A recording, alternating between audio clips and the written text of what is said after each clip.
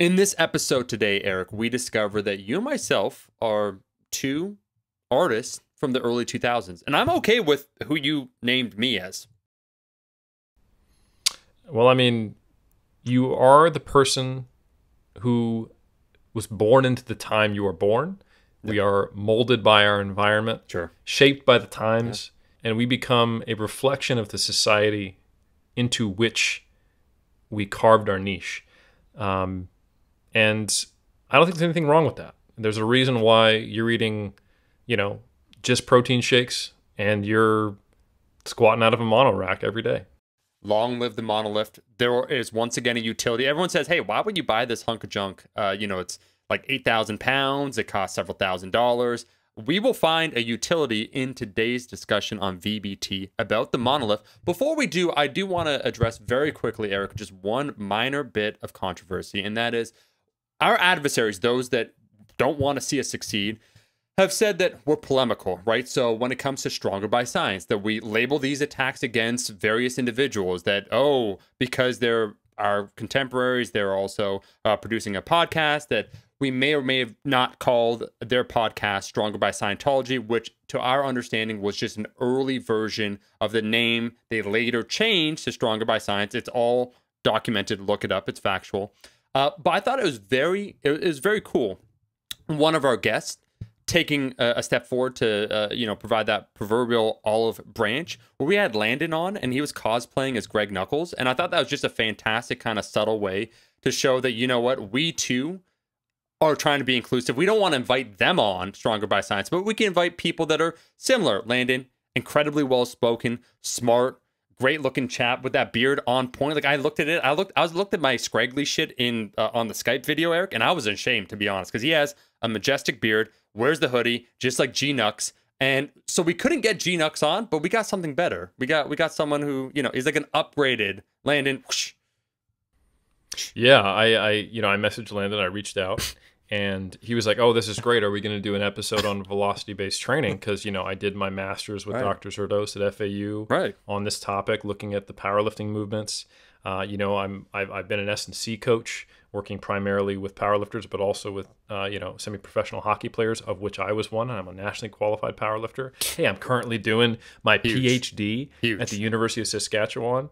On velocity-based training. Right. I'm also doing a course with Mike T. I said, I didn't know any of that, Landon. I just wanted someone who had a beard like Greg Knuckles to come on so we could do a skit and make fun of him. But now that you mention it, why don't we also have an episode on velocity-based training? Sure. Which then spurred me to think, hey, I know someone who I'm currently the PhD supervisor of, who is also doing a PhD on topics related to velocity-based training and ways of optimizing, velocity outcomes without even necessarily needing to track velocity.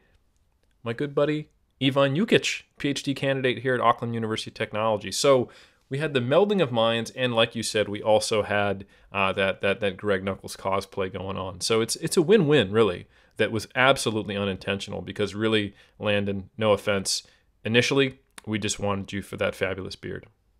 And I have beard envy. I just find it interesting. Last thing I'll say, Eric, you heard this. I'm sure Brandon will do a great job of cutting out all the sirens. As soon as I start talking, it seems like Stronger by Science, we hear sirens in the background. Are they a shill of the state? Who can say? But it certainly seems that they're complicit in some sort of, I don't want to say conspiracy, but I said Stronger by Science and you heard the sirens, Eric. That's it. I'm just tired of getting doxxed by these people, Every time just the podcast comes on, of course we do it live, and they call 911 and say that we started another fire. But the only fire we're going to start today, folks, is this fire conversation on velocity-based training.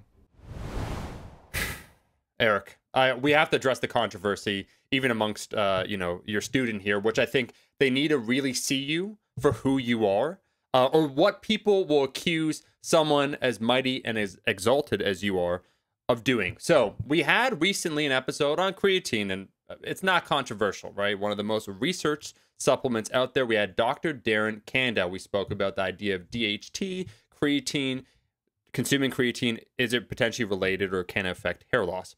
And one of the comments, which is amazing because we have the iron cult always, but just to show you gents, there the level of conversation sometimes to be found on YouTube. I don't know if this is satirical, but I am going to read it out loud, Eric. Someone said, a lot of coping from bald gym cells who want to keep taking creatine, so of course they're skeptical about DHT causing hair loss. So let me just give the backstory real quick for these gents.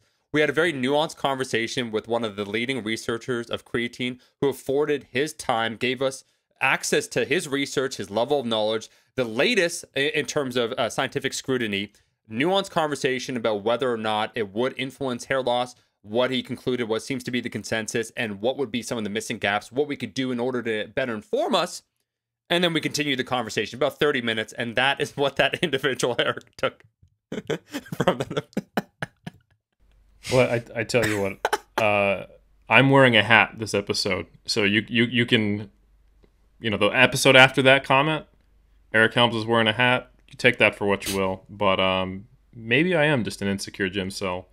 Or maybe we've been on lockdown for 9 weeks and I haven't gotten a haircut. But who knows? Who knows? It's one of the two. I am probably just ashamed of a slightly more forehead showing physique. We already went over this. I'm going to derail a conversation one time in an episode, and there's going to be nothing you can do to stop it. You're statuesque. You're distinguished. And my man, Chris Evans, you know what Chris Evans has over you? Nothing. Yeah, you get a shield? I was going to ask him what he benched, but I already know it's less than you. I will say, so I lead into this because we're having a conversation today about velocity-based training, and I just want to prepare these two guests that you're going to do an amazing job. 99% of people are going to love it. Oh, I can't believe you guys like Iron Culture. You're always bringing some of the foremost experts once again to have these conversations that are very necessary for the fitness community. That's 99% of people. Should you receive a random DM from someone saying like, so what, go fast is good? Or like even that actually would be a compliment. That's not that bad, right? But like really just extrapolating something wild off of what you said, that's just the price you pay for public discourse at this point. That's all I want to say before we get into the actual conversation, Eric. It's just statistics, folks. If you reach such a huge audience like we do, top 200 in the health and fitness category, right. Which you don't know. That could be number 1. That could be number 200. Point is we're up in there. It's just a numbers game at that point. You're going to get some people who just aren't really mature, I'll say, in the kindest way possible. But this is going to be an episode that is only going to mature as this body of research advances. Terrible segue, folks, but I'm leaning into it. We've got two fabulous people on. One of them is right here with me, but not physically in the same location because we're on lockdown here in New Zealand, but only 10, 15 minutes away or so is my PhD student, colleague, and good friend, Mr. Ivan Jukic, PhD candidate here at AUT. Welcome to the podcast, sir. Thank you very much. Hey, thanks for having me. It's our pleasure. And then another one is my good friend, Landon Hickmott, who is on the other side of the world, closer to Omar than I am, studying his PhD at University of Saskatchewan. He did his master's with none other than my good friend, frequent Iron Culture guest, and head of the Muscle Lab, Dr. Mike Zerdos at Florida Atlantic University, where he studied the relationships between mean concentric velocity and the big three, folks. So this guy is also currently doing a course with Mike T of Reactive Training System, another just ironclad guest, if you will. So we've got good folks on here. Also a PhD candidate. So we have two early career researchers who are saying, you know what, out with the old guard, in with the new. What these people are doing, what they think is good, it's not. We're the hot new shit, right? And both these guys are saying, please don't do that. You're going to ruin my career in academia and poison the well. Eric, be quiet. But in all seriousness, I'm really excited to have both these two young, intelligent gentlemen on to talk about not only velocity-based training, not just, hey, everyone needs to go out, spend a couple $100s and get something to track your velocity. No, we're also going to talk about why it's used, how it's used in different contexts, so strength conditioning, the average potential gym rat, specifically for competitive powerlifting, and more, some of the issues with it, and some other ways to potentially get similar benefits to velocity-based training. So yeah, Landon, welcome to the podcast, my friend. Yeah, thanks for having me on, Eric and Omar. It's a pleasure. I love it. So it is our pleasure. And Omar, you're a man of the people. Let me ask you, when you hear velocity-based training, what do you think? I think of the failed velocity diet from about 15 years ago that someone tried to launch off of a website and milk young, impressionable men once again to fork over their hard-earned cash in order to buy needless supplements. That's my initial, honestly, when I hear velocity, it's a sour taste that I heard. I do tend to think when I think of the people or maybe what they would think, and then, oh, like that's kind of like conjugate. That's like a dynamic effort, like moving something fast, like measuring, the speed of the bar. And like we know that power, there's a speed component in it, and that overall, maybe for some athletic considerations, training the speed component can be beneficial, would be like just the short summary. I think we need to start a campaign called Get Omar Out of 2005, because that's all I heard there. You referred to the velocity diet from T Nation and then immediately started talking about dynamic effort training. Eric, I'm the old we're the old guard. This is what I'm seeing right here. We got what? Cardi B and Megan Thee Stallion. That's Yvonne and Landon. And we are what? Nicki Minaj and who else? And like they're just coming in, trying to take our shit, pretending like we weren't here before. I'm not giving it up without a fight. Look up West Side. I think Nicki Minaj is probably too recent based on the references you dropped. You're like Lil Kim, okay? Who are you, Eric? Who are you? You're Lil Kim, and I'm Eve, who I don't think has dropped an album in a while. So we're straight up like 2001, my friend. So it is really good that we have these two gentlemen on because we're dated. We're still talking about Louis Simmons and T Nation. These guys are dropping meta analyses in 2021. That's all I got to say. All right. So, Landon, I'm going to kick it over to you. Can you give us the rundown? What the heck is velocity-based training? Because clearly the average person, if Omar represents them, which I think is really an insult to the average person, doesn't know what the hell it is.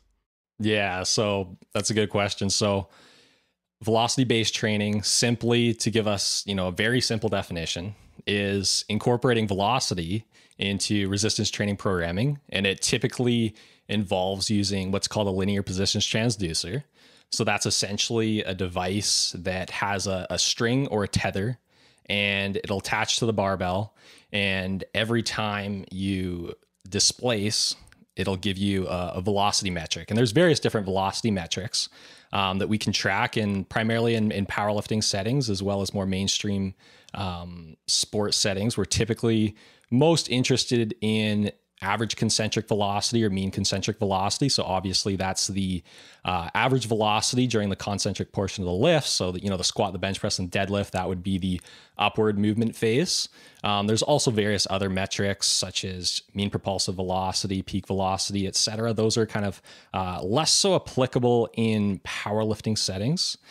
And Omar, to go off kind of what you were discussing there, you weren't necessarily wrong with where kind of velocity-based training has been kind of popularized. I'd kind of go back to probably the initial pioneering work was probably done by Yuri Vergochansky and R.A. Roman as well. And then Carmela Bosco and Brian Mann in the late 1990s, kind of early 2000s, kind of brought that over more to, Canada and the United States.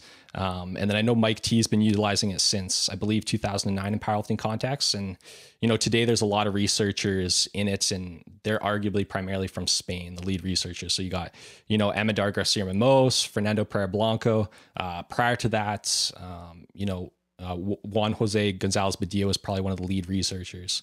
But yeah, it's really come a long way since then, and the research has really accelerated since I would say about 2019 or so. It's really picked up, and I'm sure we'll kind of dive into that and some of the practical applications.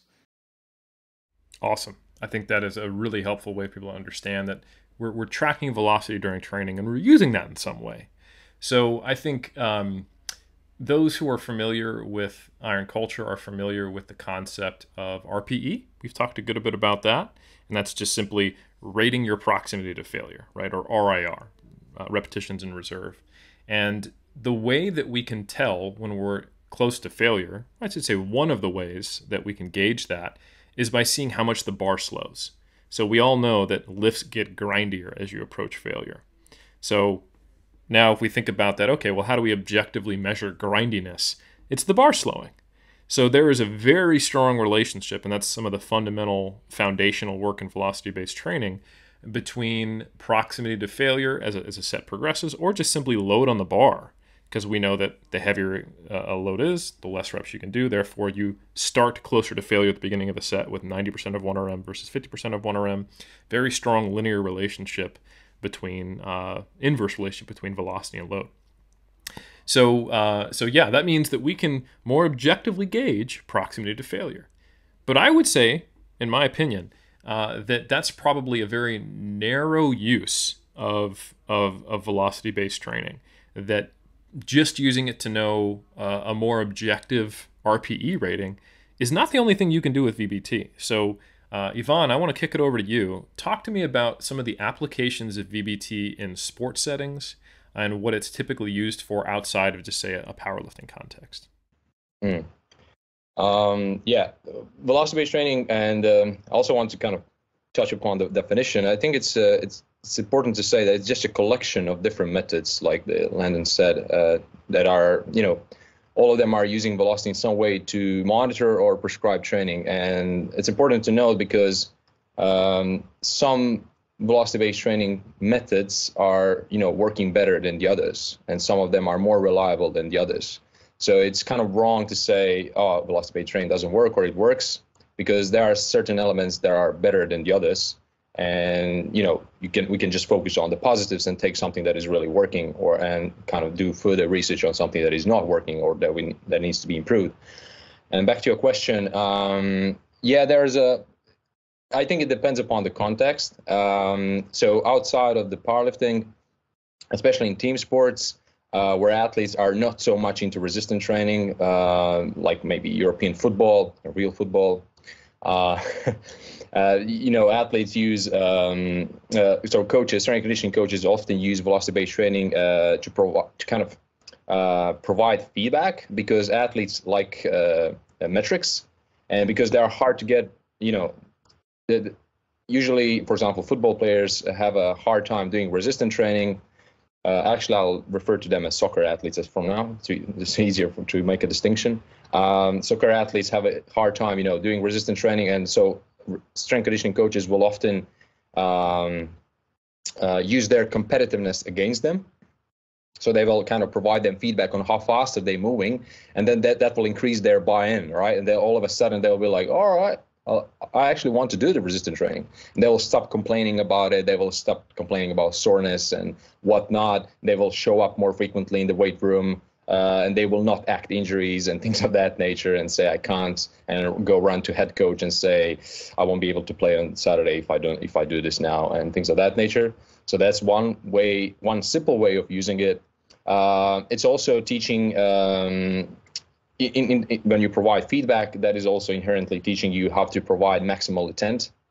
And we now know that, providing maximal intent with all other things being equal is beneficial by itself in, for strength gains, but not only strength gains, but also performance of athletic tasks like jumping and sprinting.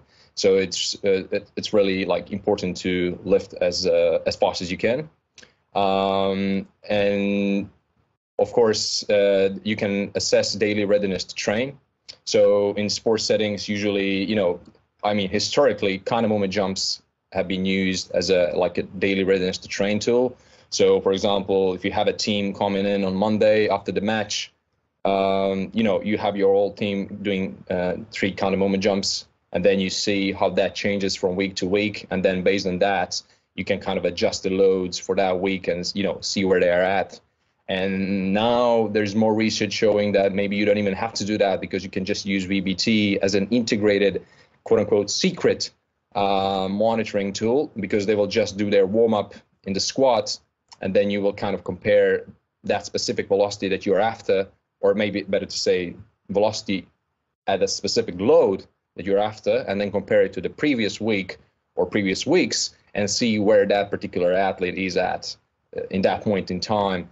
And you can make adjustment as you go, and which is really cool, because, you don't have to go through, if you are dealing with large groups, you don't have to, do another assessment, which is kind of moment jump. we could just use resistance training. And there's now some research going on, actually, that came out from a rugby league in Australia. So some promising results. So that's kind of, I would say, easy, really like more heuristic tools to use VBT. Nothing like complex, doesn't require sophisticated analytics or I don't know what. So, yeah. Very interesting. I think there's a couple of key points there. One, soccer players are whiny competitive babies. That's really the only thing I got from that. They don't want to lift. They make up injuries to get out of lifting. And the only way to actually motivate them is to pit them against each other. They really sound like a terrible group of people. So all the soccer players out there, I hope you're still listening. We don't respect you, but thank you for being a part of the cult. No, in all seriousness, totally kidding. But I think that's really interesting. You know, like, I think if someone asked me to play soccer to get better at powerlifting, I would also fake an injury. So two-way street. Now, the other cool, interesting things you mentioned there are two things: feedback and also monitoring. And those are two great examples of going beyond just knowing my proximity to failure and more accurately gauging RIR. If you can understand your velocity at different loads, you can get an idea of how explosive am I today. What is my general idea of my readiness? That's often called, quote unquote, neuromuscular fatigue, looking at how velocity changes at a given load when we do research. It's a nice applied outcome-based measure, so we can get a constant idea every time someone comes in to lift weights of, hey, like, where are you at? How are you moving? Or how fast are you moving, I should say, because it's not really a qualitative assessment of movement quality. And then the other point, in addition to simply monitoring, is also being able to give people feedback, which I think is really interesting. And that's one area where you can make, I think, even a stronger argument that VBT in some ways can be better than RPE. Sure, RPE is less accurate because it's subjective, but when you look at trained lifters lifting loads over 80%, it's pretty freaking accurate, and there's not really a problem to be solved there, in my opinion. Sure, that's up for debate depending on who you're talking to. But RPE doesn't tell you how fast each repetition was in real time immediately. And there are some, hypothetical examples where I could see simply training with VBT, it could enhance performance regardless of what type of VBT tool you use, just simply giving people feedback. So I think that's a really interesting topic. So let's talk about that. Let's talk a little more about feedback. So I want to help the listener get an idea of what they're actually seeing here. So Landon, you mentioned an LPT, a linear position transducer. That's not the only type of device that we have to measure velocity, but it's probably the most common. It's probably the most affordable. Actually, there probably are more affordable ones. Accelerometers, which are just simply measuring velocity and they like a single object with no tether. However, unfortunately, at this stage, they're less reliable for getting good data, but nonetheless, they're very common. These are sensors that you can put either on your body if you're doing, like, say, jumps, or you can put it on the bar. I think, as it stands in terms of reliability, tether-based LPTs are probably better at this stage. Some of the most affordable ones that are out there, they're actually coming down in cost all the time. 6 months from now, it'll probably be even cheaper, but you can get a few for a couple $100 these days. But anyway, $200, $300 US, tethered to the bar, and it's actually giving you a readout either on a smartphone or directly on the device, depending on what you have, of the velocity of each rep. And that data can sometimes be downloaded onto your cloud, and you can review it later, etc. So that's what's actually happening if you were to look in the gym. What the hell are we talking about? Somebody's got a barbell, and they've got a little tether around one end of it. It goes down to a small, maybe shoebox-sized device, and there's a readout, Bluetooth link to a smartphone, and we're off to the races. Really savvy sports conditioning coach is going to have that go up on a big screen so the whole team can see it. Or on a laptop turned around to face them, or yelling it out to them so that they can get that feedback. How am I doing? Am I giving a pretty accurate representation of what it's like to be running VBT? All right, cool. So, Landon, I want to kick it back to you. What are some of the most useful ways of implementing VBT in a powerlifting setting? How do you like to use it? Is it just for getting better RPE, or are there other uses? Yeah, there's definitely countless uses. So the two primary being monitoring and for auto-regulation purposes. And, you touched on the feedback there. To be completely honest, within powerlifting settings, I don't necessarily advocate for velocity feedback on every repetition, rather velocity feedback upon conclusion of the set. So Jonathan Weekly, he's a researcher out of Australia. He's done a ton of research on velocity feedback, more in, more mainstream sports. So maybe Ivan can touch on that, after I finish here. But there has been some data suggesting that when you compare velocity feedback on every repetition versus after the set, versus no velocity feedback versus video feedback, velocity feedback after every repetition seems to produce the greatest performance. Now, when we're dealing with powerlifting contexts, I primarily like to utilize it upon conclusion of the set. I just find that intraset, if you're utilizing really heavy loads and say you're doing, a double, triple set of 4, I would rather, and I find that most athletes that I discuss this with, they'd rather just focus on the set, right? And I don't think that velocity feedback on each repetition is necessarily that important. I think it's more so important after the set to determine, what percentage of 1RM on the bar, what was my proximity to failure. So maybe in more mainstream sports, it has more application. And I think also it has more application in mainstream sports because velocity loss, I'm not necessarily an advocate of utilizing it in and of itself in powerlifting contexts, but I do think it has more advantages in more mainstream sports when you're dealing with a large group of athletes in a team setting, because it's very simple, right? You plug in the velocity loss into the LPT, and that will give you or inform you when to terminate the set. And you can also have that velocity feedback upon conclusion of every repetition. And when you look at the literature on the velocity loss, and you kind of dive into those neuromuscular adaptations, right? You'll see people just point out, neuromuscular adaptations. They don't really dive into the velocity loss specific neuromuscular adaptations. And what we look, when we look at, Preya Blanco is arguably the lead researcher in that area, has 4 studies. And now we have about, I believe 13 longitudinal studies as of today.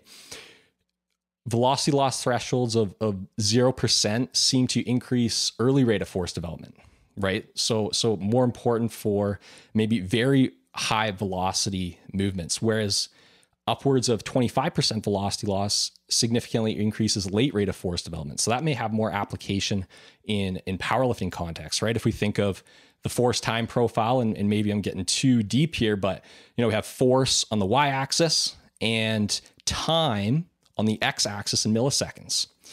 And 0% velocity loss training significantly increases early rate of force development, whereas 25% velocity loss significantly increases late rate of force development, which may have more implications for power lifters optimizing that load at 1RM, right? Think about powerlifting.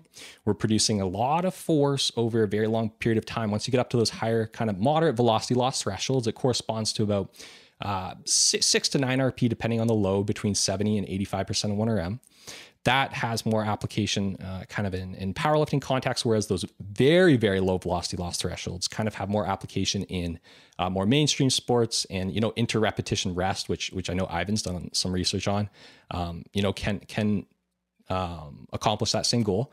But kind of circling back, not getting too deep here, some other ways Ivan kind of touched on the monitoring, and I want to kind of touch on that with powerlifting context. And he addressed how, you can kind of standardize the loads or the warm-ups from session to session and compare that to the velocities from the previous session. So, for those that might be inspired kind of by an RTS emerging strategies framework, maybe rather than, maintaining an 8 RPE from exposure to exposure, maybe you just maintain that load and you monitor the velocity. And once it hits a certain RPE value, say you go from an 8 to a 7 to a 6 to a 5, obviously it's not going to happen in real context. Okay, then you bump up the load. And maybe that's something on your back off volume work that you do, whereas on that top set, you're still maintaining it at an 8 RP or something, right? So that's just something I wanted to touch on that Ivan addressed. And I know I kind of went off on the feedback from your question, but maybe Ivan can bring it back to the feedback, because I think it has a bit less application in powerlifting context, but rather kind of more so after the set. 100% agree, and absolutely, I will want to get more from Ivan on feedbacks. I know it's something he's thought a lot about. He's working on now, but I think you touched on some really good things, and you essentially you kind of merge the concepts of monitoring and how that can be used for auto-regulation. So for those who are, some people have listened to every episode of Iron Culture and they're well read in this area, followed everything Landon said. For those who aren't aware of what velocity loss is, the beauty of having data on concentric velocity, the lifting phase speed, is let's say you do a set of 10, you can see what the velocity was on the first or the fastest repetition of that set, and also what does it slow down to. So if you begin a set at, say, 0.5 meters per second, and you end it at 0.25 meters per second, that's a 50% velocity loss. That's a large velocity loss. Landon was talking about 0 to and 25% velocity loss. So that means you're purposely ending a set before you've reached failure or even that close to failure to preserve bar speed. And remember that when you're doing velocity-based training, you're always lifting with maximal intent to accelerate the bar. So this is interesting. And essentially, this comes down to just the principle of specificity. If you want to get more power-oriented, speed-based adaptations, you want to preserve power and speed in training. If you want to be good at producing force later despite fatigue, then you would need to train later, into a set and with higher velocity losses. And we also know, and here's another interesting thing, just people to consider this. If you compare a set at 0% velocity loss with, say, 75% of 1RM to 40% velocity loss with 75% of 1RM, we're talking about like 1 to 4 reps in the 0% velocity loss group. So we're talking about like a 12 RIR, or something like that. If we're talking about that 25%, like Landon said, now we're into that 6 to 9 RPE range, something more realistic and familiar to most people who are lifting weights to get bigger or stronger. So it's a huge difference in volume per set, and also the proximity to failure when you're manipulating velocity loss. And it's a unique thing. It's a little different than, say, comparing a 5 RPE to a 9 RPE, because if you do a 5 RPE and a 9 RPE, you're probably going to still be using a similar repetition scheme as a powerlifter. You're rarely doing a double at a 5 RPE. You might do a set of 8 at a 5 RPE early on in a volume block or something like that. There's a pretty big difference there. So I think it is really interesting. He talked about emerging strategies, which is the idea of keeping a relatively flat loading approach in powerlifting so that you can distinguish this signal from the noise, having a benchmark set so you can gauge progress. The traditional approach is you keep a single or a double or a triple or what have you on one of the big three or all of the big three, depending on what you're focusing on or a variation of them as a powerlifter. And you are keeping the RPE the same at that given number of reps so you can see if you're progressing. If your triple at 8 is going up, if that's currently the benchmark using for that block, things are going well. And you can make some inferences about that block. I really like the idea of potentially keeping the load the same and seeing how velocity changes, which is a similar concept, but slightly different application. So I think that's pretty cool, and I think that's a really good insight into now we're seeing, we can start manipulating multiple things. And we can start manipulating, if we want to use a velocity loss paradigm, we can manipulate volume. So velocity is not just a auto-regulation tool for basically objective RPE. You can do a lot more with it. I think that was a great way to step into that field and help people see that there's a lot of stuff to cover here. So with that, just making sure everyone's all, tracking with the HIC. Omar, got a question? I got to represent the IG lifters here because there are quite a few concerns. And Landon, I would say ask your boy Mike T after, who was the first person to recommend a Tendo unit to him way back in the day, because I just want to share a little story. I thought it was a mischaracterization that my references only come from 2005. Myself and Verkhoshansky in 1989, what would I be? 14 at the time, Eric. Both part of the union, just hanging, chilling on the block, super training. hugely monumental and influential. Anyway, so of course, West Side, we already discussed dynamic effort. Tendo units, on the other hand, or something that was a newfangled approach where we said now these days, yeah, you could buy it for $200-300. I remember back in the day, 2006, I was 31. I bought one for about $2,000. And Mike T was someone that used a Tendo unit. Just ask him. I'm just saying, ask him where he was and if he was or was not at super training at some point in 2008 and who told him about the Tendo unit. Now, with that being said, I do have a very quick question, Landon, as it relates to most lifters that utilize RPE and the concept of kind of calibrating their VBT with their RPE. And that is, we've all seen the IG lifters. I would assume, so there's a few assumptions here, that if one was even to try and integrate any of this, you would have to have a pretty good understanding of your own relative RPE and your own rating scale. You have to be someone that's well acquainted with it. Otherwise, I'd assume there'd be a decent amount of noise. But I'm not even joking when I say this. I do see on the gram people, let's just say, miscalling their own relative RPEs. And when you're trying to then incorporate something that might be a little bit more objective, like a velocity-based training, a velocity loss, and all those various things, would individuals, they would rate their subjective experience to their RPE, and then they would take a look after the set of their, so that they do the set, they think, what is it? And then they would look at the VBT, because I can't help but feel that there would be some people that, unless they were told, they would then take a look to try and calibrate it. So what that process looks like. And then also, just the question, the second follow-up question would be for some of these IG lifters, I read the stories and I feel them, where I would assume there'd be a relatively higher volatility of their performance session to session, not to reliably establish some sort of baseline, but how does that look then for lifters that aren't, they don't have a relatively homogenous setting? So maybe, they're going to school, whatever, let's just say that their performance, it isn't static enough to like truly establish a baseline. And I am thinking about the guys where you get the 3-paragraph caption. So first, RP calibrating with VBT for some of these lifters, and then 2, overall establishing some meaningful baselines when using VBT.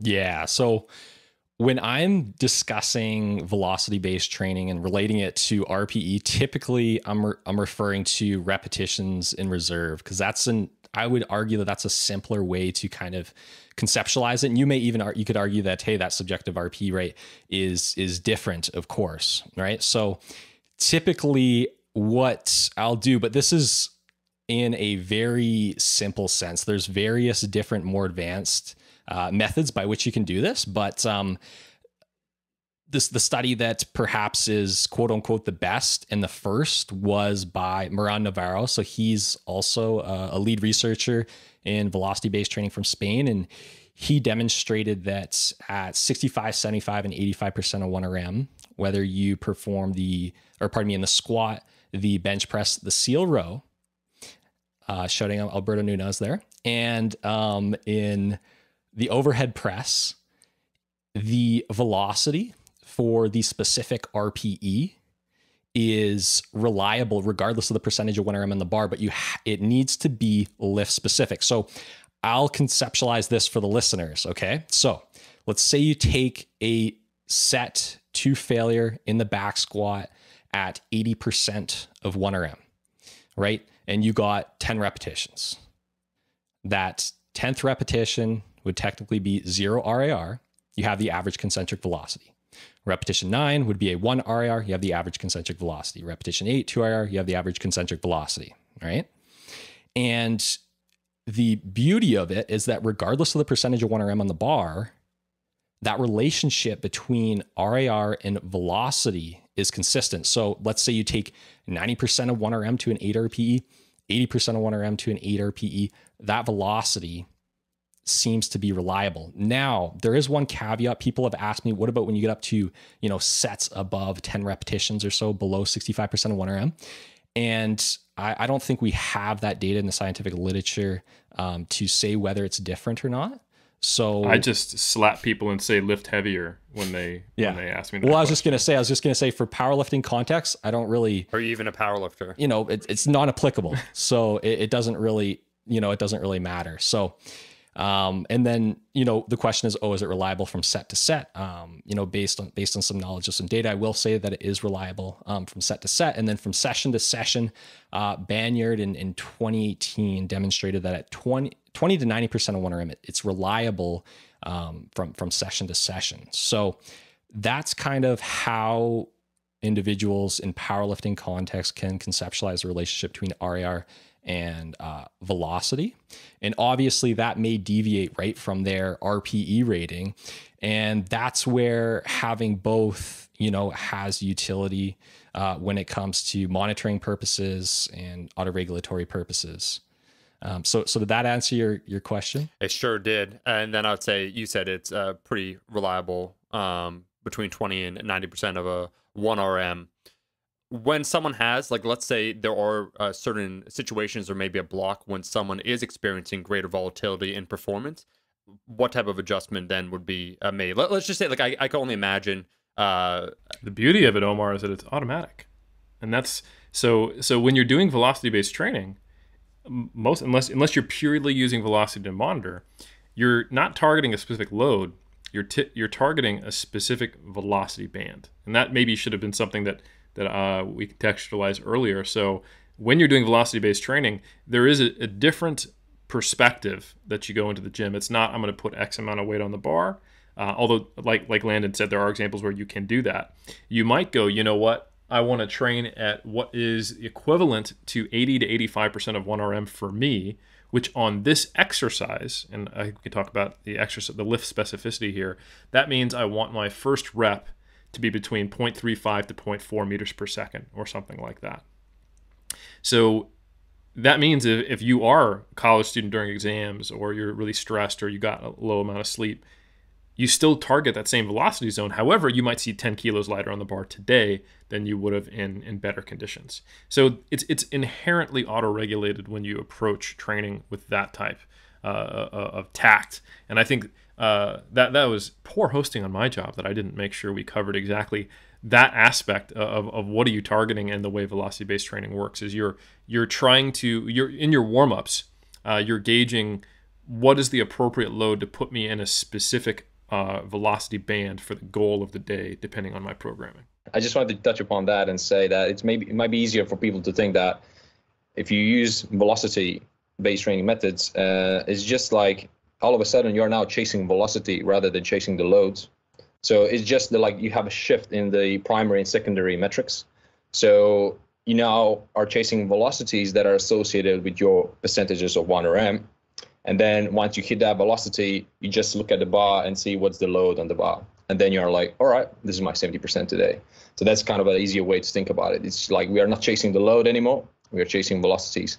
And velocities is telling us where we're at. And that's like how I think it's an easier way to kind of conceptualize how to adjust the baseline or just see how you're going today. You started to talk about feedback, and you said that you're going to ask me about it. Yeah, I think the biggest, there are so many different ways of providing feedback, and in velocity-based training, that's usually, we can have visual feedback. Obviously, you see your numbers on the screen. You have verbal feedback. That device is shouting numbers at you, and they have both pros and cons. And I'll just touch upon what Landon said.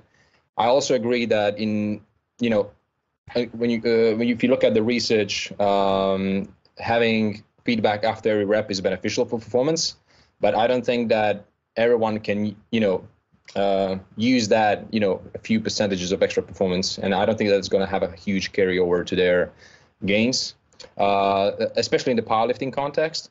And what I realize now, I'm not working with powerlifters, but I had some of them in my studies, and that population is really specific, and obviously I have a lot of powerlifting friends, is these guys really want to, some of them really, they even look at the floor, or even look at the one spot at the wall while they're squatting, and they will try to provide max to 10 for you, but they don't want to look at the screen because that will throw them off. And this is the reason during the piloting, I've seen that in my previous experience in the research labs. And this is why I incorporated one questionnaire, which is really simple, but just asking people, because they have a screen in front of them, still giving them numbers. And I'm asking now people, like, how do they feel about this feedback? And, do they find it helpful, detrimental for their technique and things of that nature? Because I'm actually forcing them to look at it. So it would be really interesting for me to see for these people who are like who don't want it, how are they reacting to it. So, and also I think this is also why I'm incorporating personality traits, because I think different people will react differently to different sources of feedback. So you will have people who, if you use verbal feedback and you shout numbers at them, or you're encouraging them at, in any form, they don't like that because of their personality trait. They don't want to be yelled at. Or just let me do my thing, and then you will tell me the numbers later. And some other people can't go under the bar if someone doesn't slap them, and things of that nature. So I think it's really context dependent and individual dependent. So, and this is why I'm like trying to move away from general recommendations, because they really can't be given. And if you're already complicating the story of training with velocity-based training, then use it properly or don't use it at all, in a way. So it means individualize everything, and use it. Squeeze out the most gains that you can.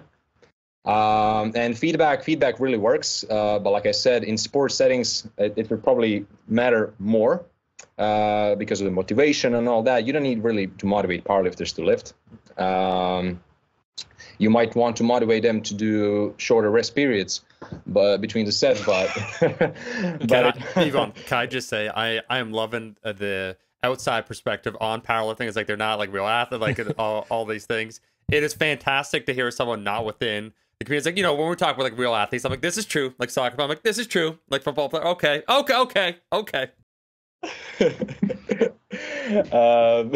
Nice to hear that. So. And also, there are also two components. They're not feedback, but they can be used kind of like if you don't have access to feedback, it seems that verbal encouragement also works good. But like I said, it might not work for everyone. And a very good thing is external focus of attention that you can use. It seems to be working very well. And this would just mean telling athletes, lift that bar up as fast as you can. But it's really important to say lift that bar, because people can, reason well with the, when you tell them like, what do you want them to exactly to do? I want you to lift that bar up as fast as you can, not just go lift as fast as you can, because that can sound vague, but people can relate better to the instruction if you incorporate the object, so they actually know what they want to do. So this is something that I'm actually looking at now, hopefully. I'm not looking at now when the lockdown, I hope when, Jacinda allows us to go back to the lab, then maybe I'll actually look at these things and differences. And so that's for the feedback stuff. And I would like also to touch upon the velocity loss thresholds and what Landon was talking about, and the RAR velocity relationship. So I do for my PhD, among other things, I'm trying to establish the reliability. First off, I'm trying to establish it to see if it works, and then I'm trying to establish the reliability of the repetitions and reserve velocity relationship. I don't think that has been. I don't think that we have proper data on it in the literature. I think there are like two studies. One is from Moran Navarro, like Landon said, and one is from my friend Garcia Ramos. But I think that there is more work to be done. So I kind of recruited a large sample of people, like 50 people, males, females, stronger, weaker individuals. And then I would like to see, if it's really reliable. And I also want to see the predictive validity of it. So use the equations of the day one and see if that equation works for the day two and things of that nature. So we can see it's really stable. So that's one. And I think it's a step forward compared to the velocity loss thresholds, because with velocity loss thresholds, you have so many issues, like when to stop, okay?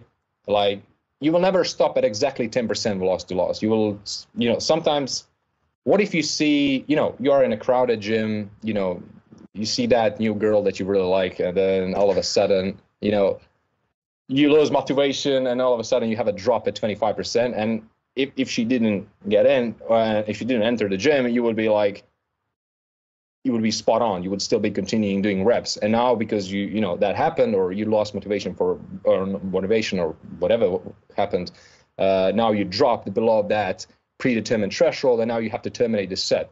So in my opinion, it's a really, it's a problem. It's really like a vague metric, and like I said in the beginning, if you want to use VBT, I think you should be using it properly. Otherwise, don't bother. So that was like a main driver for me. Like we should probably use absolute velocity cutoffs. So like and these absolute velocity cutoffs should probably correspond well to the RIR, and they will probably be highly individual specific. Okay, so different individuals will have different velocities for zero RIR. And yeah, and the good thing about the velocity-based training compared to RP, just connect it a little bit, and why is it quote unquote more objective? It's not only, I think, about velocities per se. It's also about the knowing your capacity. Okay, so with velocities, if you have velocities, then you kind of know what can you do. All right, and that changes. If you're a really trained athlete, that doesn't change that much, especially. At the bottom of the curve when you're actually reaching your max. But with RPEs, sometimes what you have to do is, if you really want to know your capacity, you need to go to failure. You can stop at 2 RIR, but that's still your prediction. And that can be affected by a lot of different things. And this is why I think that, velocity-based training can chime in and make things a little bit more objective, because you always have your quote-unquote objective reference point in front of you if you're using feedback, whereas you don't have that if you're using RPEs, because you might be, when you stop at 2 RIR, well, that might just be as well 4 RIR, and you don't know. And obviously you can train yourself at it, but even if you're super honest with yourself and all that, you don't know. Especially I think it's even more trickier with powerlifters who can grind, and every rep is slow. All right. And not every rep, but the last reps in the set are slow, and they can repeat that performance over and over again. And then it's like, and I actually experienced that with athletes now, because some of them are doing a lot of reps to failure for my studies. Some people are maintaining 0.25 with 70% to failure for 6 reps. And I'm like, where is failure? So yeah, that's how velocity. This is why I think that RIR velocity relationship is a step forward compared to any other method of velocity-based training prescription. And so, yeah, but like I said, we don't have still data on it. And I hope to, even if you establish these connections between RIR and velocity, I think we still need to tell practitioners, like, what is a meaningful change? All right. How do I know that I now have more reps left at the tank? And this is where statistics come in, and we need to do a better job with it, and then try to establish some meaningful metrics, which are called like smallest detectable change or smallest detectable difference for every individual. And this is what I plan to do. And then and maybe that answers your previous question, Omar, is like, I want to know like what change in velocity corresponds to the change in percentage of 1RM, or what kind of a load update should I do based on this change in velocity. So this is something that I'll be playing with in the near future, and I hope to provide some, both theoretical but also practical applications. Ivan, that's really good stuff. So I think there's a couple things we need to unpack there. So one, we talked through what a velocity loss threshold is. If you see it set decline by 10, 20, 30, 40%, and that's when you stop. You talked about some of the issues with that. I think the difference between that and juxtaposing it with stopping at a specific RIR, I think needs to be discussed a little further. So the beauty of, if you were to do a load velocity profile, which is what VBT starts with any given athlete, you establish what their velocity is at different loads with a standardized testing protocol. And you can also just simply do a test where they take a load, they go to failure, and you look at the absolute velocity at each of the RIR values. So you could give someone a protocol where you tell them to do reps until they lose 20% of their velocity, or you could tell them, hey, I want you to take this load or start at this starting velocity and stop when we're at the absolute velocity of a 5 or a 6 or a 7 RIR, for example. Now, the reason why it might be beneficial to use the latter and apply a specific absolute velocity rather than a velocity loss threshold is something we've talked about previously on Iron Culture. of how different individuals can be and the number of reps they can perform at a given percentage of 1RM. So still the most mind-blowing study that I've been a part of from this is one that was conducted at FAU. Maybe even while you were there, Landon. I don't remember exactly the timeline. I think it's before your time, yes? Yeah. Okay, just before your time. We took college-aged trained males with at least a 1.5 times body weight squat. So a relatively homogeneous group that is trained. And we gave them 70% of their 1RM, and we had them do reps to failure. And yes, the mean was somewhere around 14 or something like that, exactly what you might expect. But the range, depending on which one of the two studies, went from, I believe, 9 to 26 reps in one of them. Six, Eric. So Six, excuse me. Jeez, right? That's insane. So if you think about it, if you give someone their 6 RM and you give someone else their 26 RM and you ask them to do a 20% velocity loss, very different outcomes in total number of reps than you'd get if you told them to both stop at a 4 RIR. One person would do 2 reps, one person would do 22 reps. So there is going to be far more variability, and the person who can only do 6 reps is going to be far closer to failure than the person who is going to be doing 26 reps, but they'll be doing more reps. So I think you can achieve different outcomes depending on which one you use.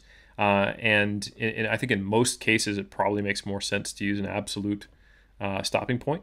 Now, if you're not trying to train anywhere close to failure, if you're doing power-based training, it's probably sufficient. If you're starting with a low load and you're intending to be far from failure, you're not going to tell someone to stop at a 5 RIR. But that might even be too slow, depending on what your goal is. But anyway, I think that's a really interesting concept. And I think it's something that we have some, like you said, Ivan, preliminary data on, but we really haven't fully explored, which I think is going to be a pretty cool thing. But it seems very easy in practice to how to measure it, right? Go to failure, and then we just look at the RIR velocities. No big deal. Anything else you guys wanted to add on that, and juxtaposing those two? Yeah, maybe just touch on what Ivan was going off and how kind of, I don't think we kind of touched on like the limitations of velocity-based training thus far in the literature, and just like we don't need to go deep because I don't know if the listeners would be incredibly interested in that, but just kind of touch on like a couple points. There's a couple points that he brought up that I thought were really important. And yeah, number one is velocity loss. So if you look in the literature, that's the number one method of volume autoregulation is velocity loss. So I don't know if we touched on it, but just really quick for the listeners, if they're unaware, essentially you'd input that velocity loss value into the LPT. You'd perform repetitions until that LPT beeped, say at a 20% velocity loss. It would inform you to terminate the set and say you're performing the squat, you rack the bar, right? That's essentially what it's doing, but it has endless limitations, as kind of Ivan and Eric, you both addressed, which is it's going to be individual specific. It's going to be lift specific, it's going to be load specific, and anybody that's utilized it in practical settings will soon discover that it has a number of limitations when dealing as well with autoregulation and monitoring purposes as well. So that's a huge limitation of velocity loss, and perhaps moving forward, as Ivan, you touched on, is utilizing these absolute velocities as a means of whether it be volume autoregulation or load autoregulation, right? And I kind of wanted to get your input, Ivan, on this. Is you're talking about the meaningful change or the smallest worthwhile change in velocity, and I think in 2017, Banyard suggested that it's 0.06 meters per second. And then if you look at some, the data from around Navarro, the change in velocity per change in RIR was like 0.03. And like anecdotally, this is just collecting data on myself and on my athletes, so not in the laboratory, but I find on the squat, it's, 2 to 3 to 4 meters per second per RIR change. And on the bench press, it's a bit higher, 3, 4, 5 meters per second per RIR change. And then on the deadlift, it's really low, like 1 to 2 to 3 meters per second, or pardon me, I should say not 1 to 2 to 3. I should say, 0.01 meters per second, 0.02 meters per second. To clarify for the listeners. right? And I'm curious what your thoughts on that. And to clarify, Banyard suggested 0.06, and I was referring to when I said 234, I meant 0.02, 0.03, 0.04 meters per second. That's a great question. I think that first, Banyard established this small detectable change for the load velocity profiling. So for the for the listeners, that's like if you want to update your baseline to see how you're at today. So I think that these relationships might be totally different. So the load velocity relationship might be and it probably is totally different curve than the repetitions and reserve velocity relationship. And probably as well, smallest detectable changes should also be different. And another point to that is that Banyard used free weight back squats, and relatively homogeneous people, like stronger people, 1.5 times body weight plus people, and Moran Navarro use Smith machines. And it's, in my opinion, and it's not in my opinion, I think that's really the case, is like when you use Smith machines and the movement is just vertical, then there will be always less noise in velocity metrics. And then these smallest detectable changes will always be lower on a general level. And I also wanted to touch upon the velocity losses and RIR as well, is because from my preliminary data that I have from my studies now, is what I can say is that people have different trends. So how they reach that zero RIR.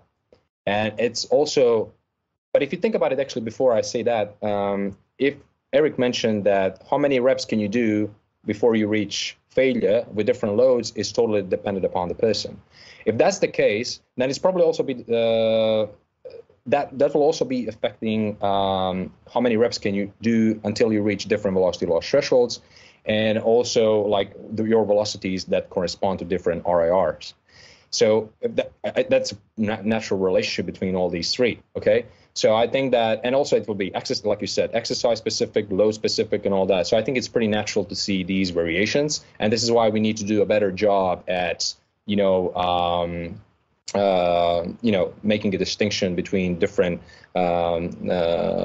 exercises and loads and all that, and make it like a specific profile for each exercise, which can be time consuming, especially in sports settings, but it is what it is. And this is actually what I wanted to say, because there is one good positive thing about velocity loss thresholds is that, if you try to establish repetitions and reserve velocity relationship, that's fine for main movements, your main movements of interest, like strength, bench, deadlift, and maybe even, I don't know, pull-ups or seal row and things of that nature. But if you want to incorporate weightlifting movements, if you want to incorporate jumping movements and things of that nature, then it just doesn't work. I mean, you could probably do it, but it's like, just because you can do it doesn't mean that you should do it. It will probably be a waste of time. And this is where, like using simple heuristics like, 10% loss, I don't want my athletes to drop a lot in weightlifting movements. I want them to be doing, hang power cleans with high velocity all the time. And then I'll just say, like, lift that load until you drop 10%, and that'll be good enough, okay? And if you want to be even more heuristic than that, then just use Prelipin chart, okay, from 1950s, and say, just do 3 reps and per set, and that will be it. So yeah, I think that you can always try to kind of simplify things if you really want. So yeah, I'd certainly agree. I just wanted to hear your input on that, because that's a question I frequently get answered, and I typically have a similar answer to what you expanded upon, but that was a really good answer for the listeners, and something that's has got me thinking about kind of the way forward of what I want to do, and kind of building off what I did for my master's thesis as well. Yeah, I think people don't often understand the importance, and I mean this broadly, of the smallest worthwhile change, or the smallest detectable change. How often do we run into the fitness community people who stress over a 1 pound change in their body weight day to day, when we actually need, say, 2 weeks of averages to really get a real idea if it's a true change? And Same kind of thing in the S&C setting. I run into this all the time. Well-meaning S&C coaches, they're testing vertical jump height. They go, oh, they improved by a centimeter. And I'm like, have them jump again right now. They're going to go down a centimeter or go up in a centimeter. That's not enough. Do you know what the smallest detectable change or the normal biological variation is in the metric you're using? So understanding, how much of a change in velocity do we need to see to tell if we are getting weaker or stronger or faster, depending on how you're using it, or slower, I think is a really important metric and something that can't be neglected.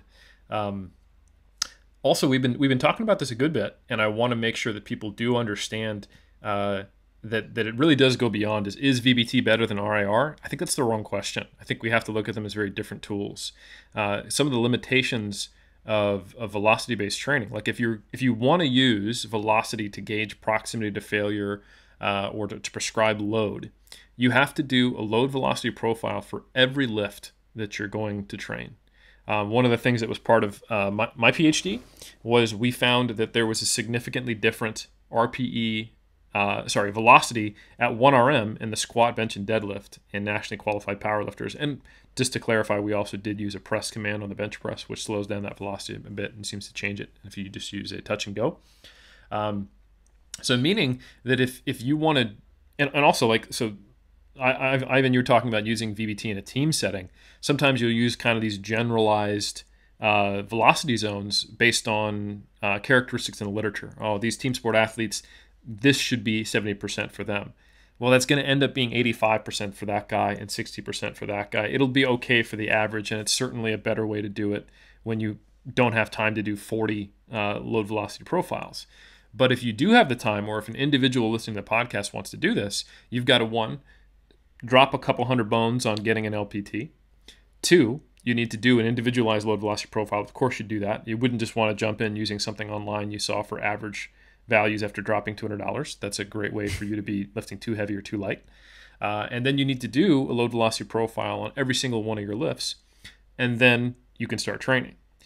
However, while RIR, subjective ratings of RIR, are less accurate than obviously a velocity reading, they can be quite accurate in the right person, and it is a trainable trait. And yes, like Ivan said, you will always have that uncertainty of not actually knowing. But maybe that's something you do need to train, as a powerlifter especially, because you don't get to know exactly how much you have left on the bar when you're choosing your third attempt. You've got to go off you and your best estimation, look at the video, and you got about a minute to put in that attempt card, okay? So you need to build the skill. You need to have a good idea. And you have to also think about what's an acceptable level of inaccuracy. And I think the literature at this stage, we got a new meta-analysis that just came out this month by Israel Halperin that looked at all of the different studies on RIR accuracy. And when reps are under 12, when you're using heavier loads, those things both improve accuracy, and the average inaccuracy was being off by about 0.95 reps across the studies. So I think that's pretty good, definitely usable for training. And when you look at the studies specifically in trained individuals using 80% of 1 RM or higher, we've got less than 1 rep being off. You could check out a study by John Odgers, great work that also came out of Canada. So many Canadian researchers, fantastic. And also Colby Sousa's Masters, which hopefully will get published pretty soon. We saw less than a 1 RIR inaccuracy on average. Actually, not even on average, even when you go for through the full range on the big 3. So anyway, yes, less accurate. However, you don't have to do anything except for get good at the scale. You don't have to buy anything. You don't need to do a load velocity profile, and it is ready to use immediately. So pros and cons here. These are two different things. And I think we shouldn't be just saying which one should I use, but rather what's the benefit of both. And honestly, I would say best case scenario is rate your RIR, then go look at the velocity sometimes. That's a great way to get feedback to actually become better at rating RIR. One can actually facilitate the other. Also, if we were in that situation where Ivan was talking about, which definitely wasn't a real occurrence that I saw him happen in the gym, where a hot girl walked in and he lifted the bar really slow. I'm telling Katerina, you're in so much trouble. How dare you look at other women? If he had gone, you know what? Yeah, I slowed down because of the hotness, but my RIR was still quite low. I'm going to keep going. Then he could, if he was using both metrics. So just to consider, these can be potentially complementary metrics rather than things that need to be, in some kind of head-to-head battle. I really want to jump in and say that it's really important to, always have in mind that VBT or RR or any other thing over there is just another tool in the toolbox, and that is not gonna, do the coaching for you if you are a coach. So you always need to be a coach first and use all these things to inform your decisions, training decisions with your athletes or with yourself, rather than, just like let that thing coach you. All right. So, it's always you first and then everything else comes after. I think it's really important to highlight that, because sometimes, especially with technology, people get, hanged up to technology. It's like, oh, that app told me to do what to do. That must be it. It's not how it is. Well said. Eric, I was going to say, so I want Landon to defend the sanctity of powerlifters in a second. I do have a question for Yvonne. I want to say the only thing that I found a little unbelievable when you said, yeah, like an attractive person walks in the gym and your velocity slows down. I could speak from personal experience, and I could say when Eric walks in the gym, my velocity greatly increases, because I just find there's increased blood flow to, just globally in my body, but also to the working muscles. So I noticed that. We could talk about that off episode and just figure out what that discrepancy is.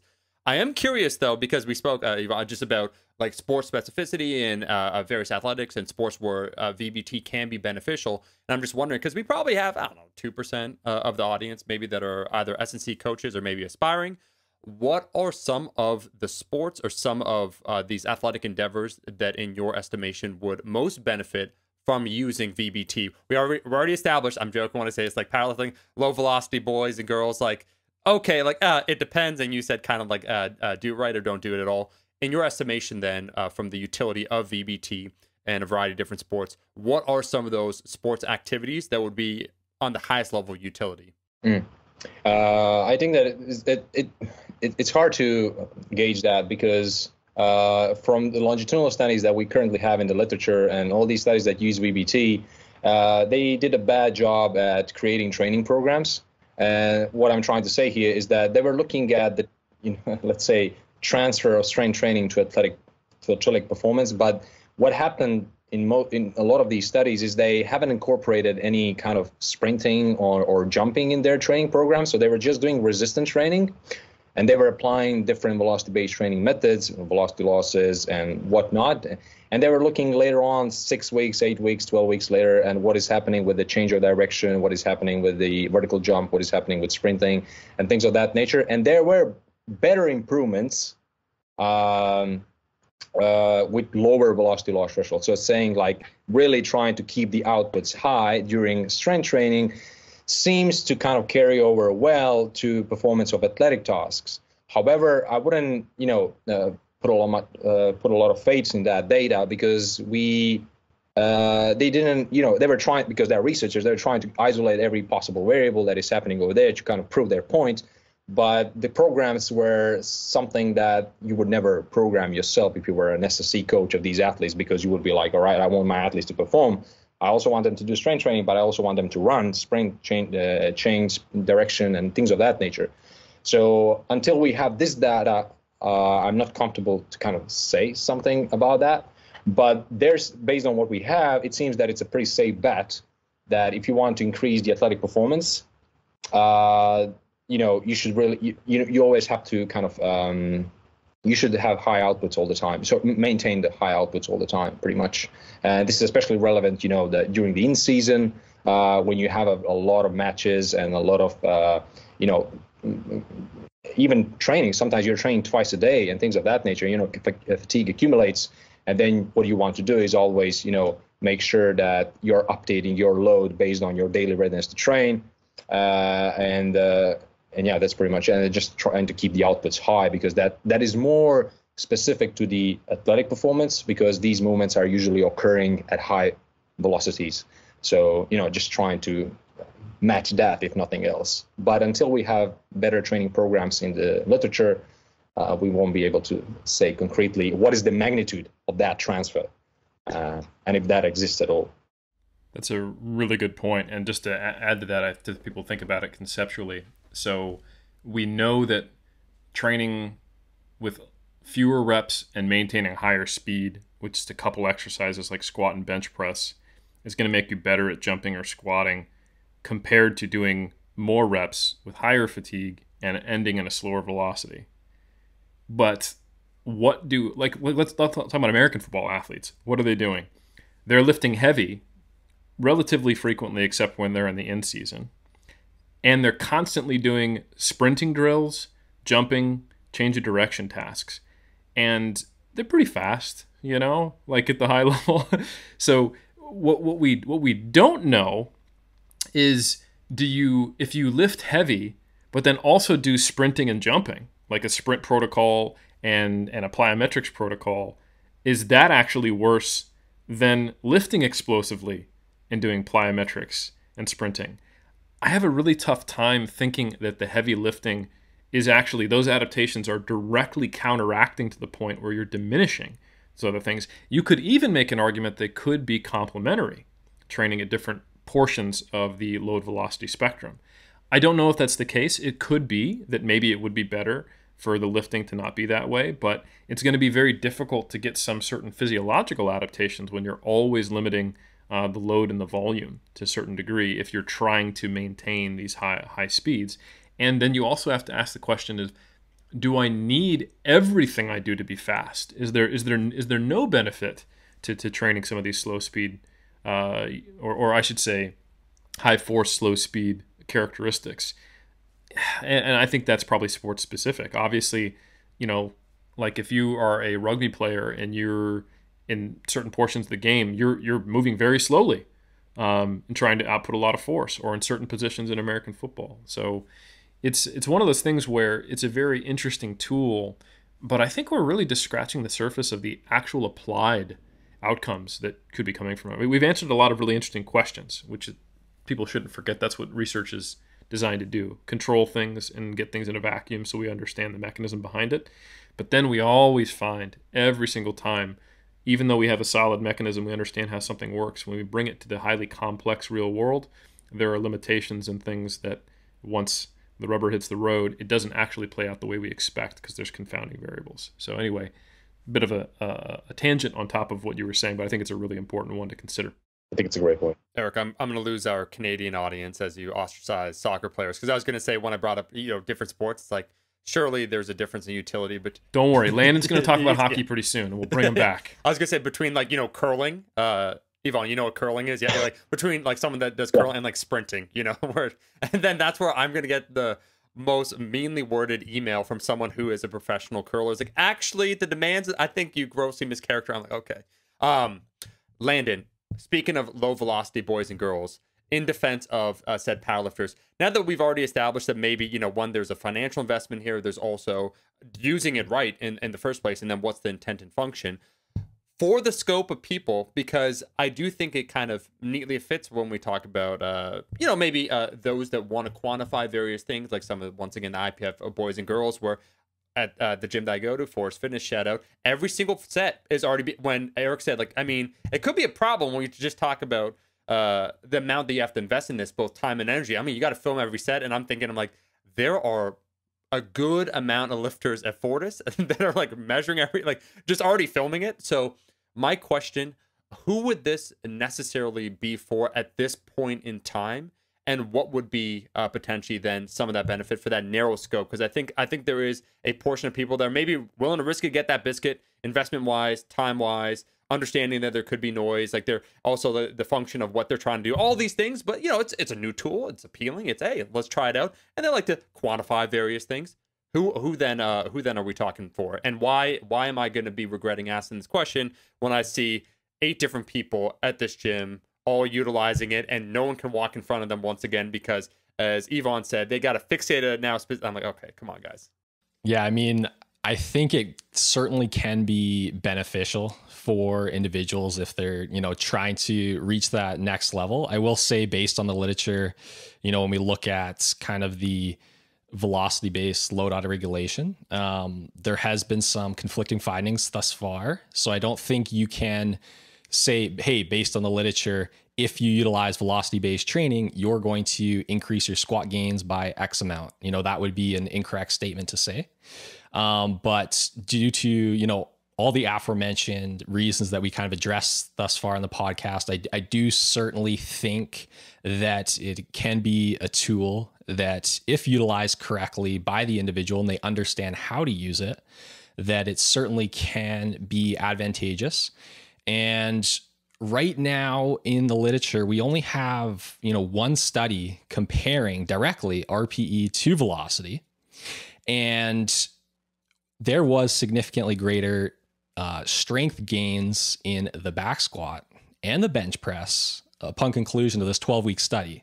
So if you compare it directly to RPE-based training, in the literature there, you do get significantly greater gains in the back squat and the bench press. Now, if we look at kind of velocity-based training compared to percentage-based training in the literature, there are some conflicting findings where there is no advantage for velocity-based training. There's no significant difference. Now, I think that this has largely been due to the limitations in which it's been applied, velocity-based training. And, I'll admit my bias. I love velocity-based training, so I could be wrong here. But again, if we look at the sole study today comparing RP to velocity, significantly greater gains in the back squat and the bench press. And I actually reached out to, so it was Kevin Shattuck and Jason T who did this study. So I reached out to them and I wanted to know, after that 6-week max strength block, so it was a 12-week study, there's a 6-week max strength block, a 6-week strength speed block.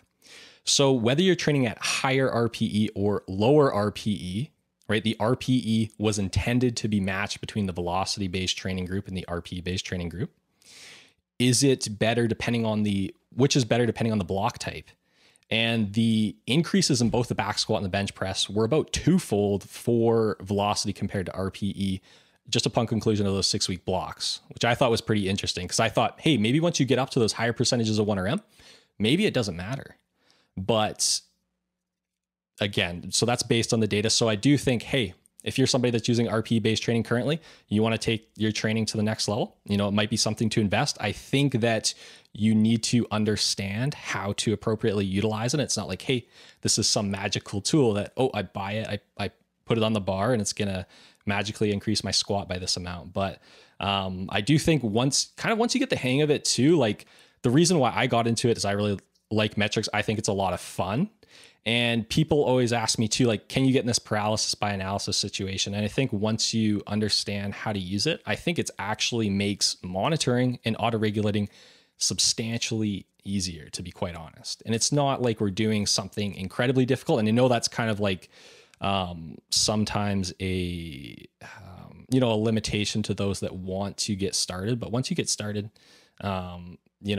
it's pretty easy to pick up. And I wouldn't be like, when you first start, I wouldn't be too concerned with getting, too specific with, all these training metrics. Rather put it on the bar and simply utilize it more as like a monitoring tool rather than an auto-regulatory tool first. So maybe that first block, you do your training as normal, utilize it more as a monitoring tool. And then after you look at the block and start to conceptualize, the relationship between velocity and percentage of 1RM, kind of conceptualize that load velocity profile, then conceptualize the relationship between velocity and RAR, kind of establish that relationship. And then after that, maybe you take like a week or a microcycle and then establish these individualized profiles for each lift. And then boom, the next block, you start implementing it. So I don't know, I kind of went off a tangent. Hopefully that kind of answered it for the powerlifters out there. I think that's really good. And I think you're speaking to people who are willing to invest a couple $100, who are, like you said, already in a specialized niche, who are like, hey, I use RPE, I'm doing this to auto-regulate. And you could very easily, if you understand that paradigm already, move into doing velocity-based training. And I think you're right. The study by Shattuck and T is one that does show velocity-based training, when tried to put on equal footing with RPE, did outperform it. I think that, if I had to guess, probably down to feedback, because it's hard for me to think that the differences in accuracy would double your gains. So it makes me think it probably resulted in them training with higher effort on each rep, which I think it's probably something that is important. So, theoretically, if you can find a way to make sure that you induce effort, whether that's with a training partner who gives you verbal motivation, or whether you're just actively starting to go, I actually never think about my bar speed. I do want to I should start pushing harder. You might be able to get the poor man's version of the VBT gains there. And I think that's actually something, unless you wanted to add on to anything that's been said at this point, Ivan, I would love to talk to you about for the people who are not willing to potentially invest into a VBT device, an LPT. How would they potentially get some of the same benefits? We talked about the benefits of feedback. We talked about, for athletes, because I'm sure there are some, even though they're our main demographic, of people who are training to be faster and more powerful. So what are things they can do in the weight room to get some of the same effects of, say, a velocity loss threshold, to maintain bar speed so that they can train faster more of the time without actually knowing what bar speed is?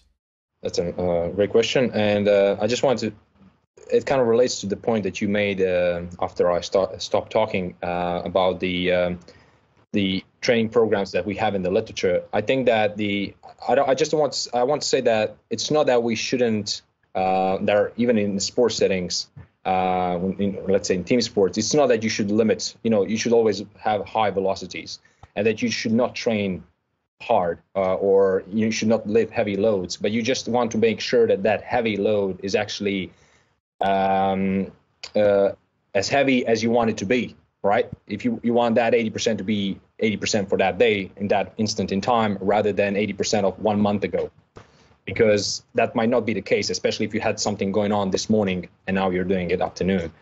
So and it can, there are different athletic movements and different position specific movements. So you need to train across the full force velocity spectrum. And it's not enough just to be fast or strong. You need to be fast and strong at the same time.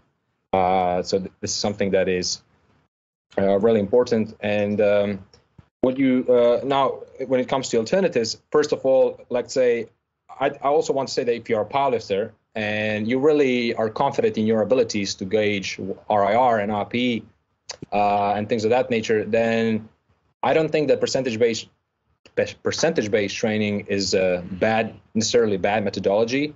We now know from the literature that 1RMs are pretty stable in controlled settings, in non-fatigue settings.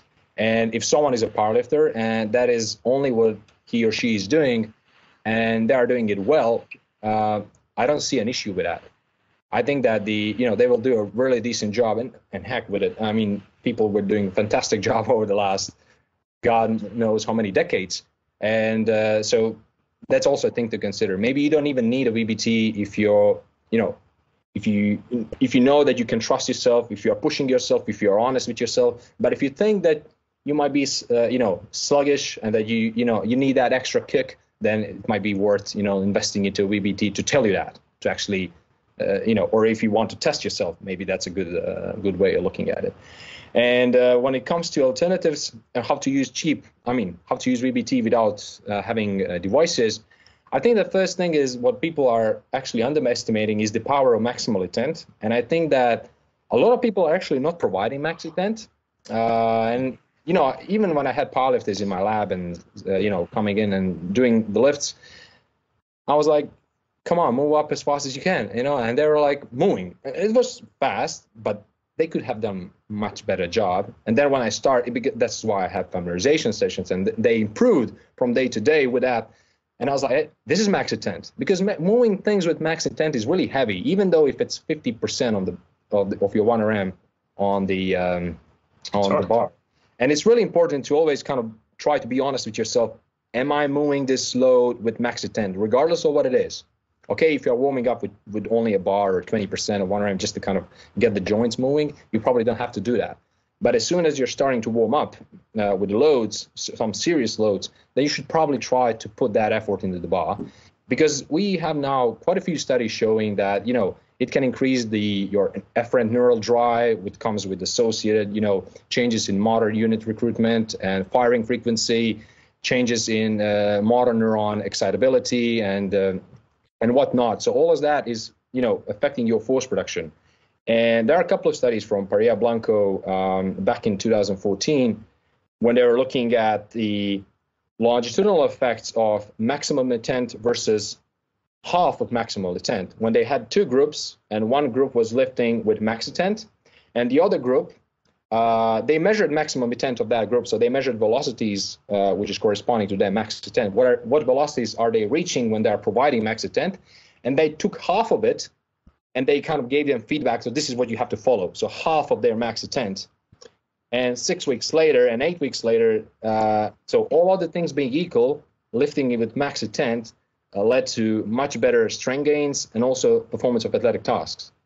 So just try to be honest with yourself and try to lift as fast as you can all the time will lead to better gains. And in terms of velocity loss threshold, this is something that I've been playing with, is you can use cluster sets and rest distribution sets. So just to kind of illustrate the point, traditional sets would be something that we do all the time. So for example, you do, if you're a powerlifter, you do 5 reps, you rest 1 hour, and then you do 5 reps again. Let's go.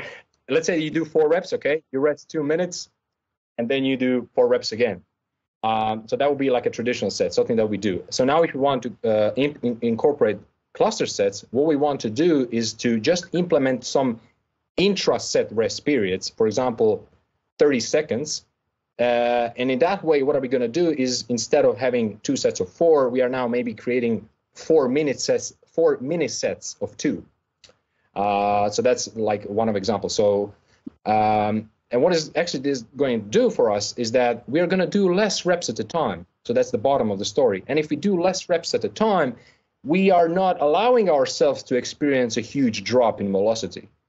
So, and if you try to equal, and if you have like, let's say 3 sets of 10 versus 10 sets of 3, for example, and everything else being equal, if you try to equalize total rest time and you will also equalize total training time, loading intensity, and maybe training volume over the course of 6 weeks, you will experience same strength gains as we showed with our meta-analysis recently. So it seems that, just trying, pretty much not allowing yourself to experience huge drop in velocity by doing less reps at a time will kind of be beneficial for you, and then you can kind of utilize that as a heuristic instead of using velocity loss thresholds, for example. And there are other benefits to it, because we've seen from the literature that if you do less reps at a time, that's also metabolically less costly, and mechanically less costly, and perceptually. So you can actually think that you can do more reps. And the good thing about these clusters is that you can actually add more load or actually do more reps with the same training stress. So it's fantastic, because I need to rephrase that. So you will experience the same amount of relative fatigue compared to when you were doing a lot of reps in a set. So instead, for example, doing sets of 10 versus doing small sets of 3 repetitions. And based on the literature and some studies that I've did, this seems to be independent upon the load, so this effect. So I did a study with clean pools with 80, 100, and 120% of power clean 1RM. And one group did 3 sets of 6 with 3 minutes of rest between. And the other group, actually there was the same group, but it was a crossover study. And then later on, they did 9 sets of 2 with 45 seconds of rest. So everything else was the same, like loading intensity, volume of training was the same, and total training time was the same, which is really important for S&C coaches, for example. And, the maintenance of the velocity was always high. They never actually dropped below 20% velocity loss. And then, all of a sudden, you're using VBT without even having a device, because you didn't allow yourself to drop, because there was no, you didn't have an opportunity, because you only did 2 reps, stop, 2 reps, stop. So that's, and 120% of power cleans 1RM is a pretty high load, and it seems to be working with even that. So it's pretty, I'm pretty convinced that, just redistributing rest periods to create shorter but more frequent rest periods, and doing less amount of work at a time, is beneficial performance and an effective way of using VBT without investing money into it.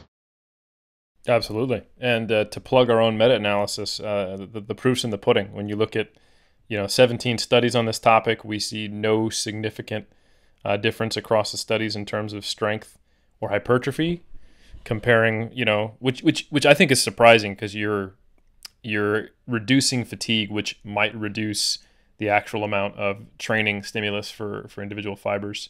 But ultimately you're still doing the same amount of volume, so there's a bit of a trade-off there, but it doesn't seem to make a huge difference. So strength, hypertrophy, similar outcomes in the meta-analysis we did, and then everything else kind of follows specificity.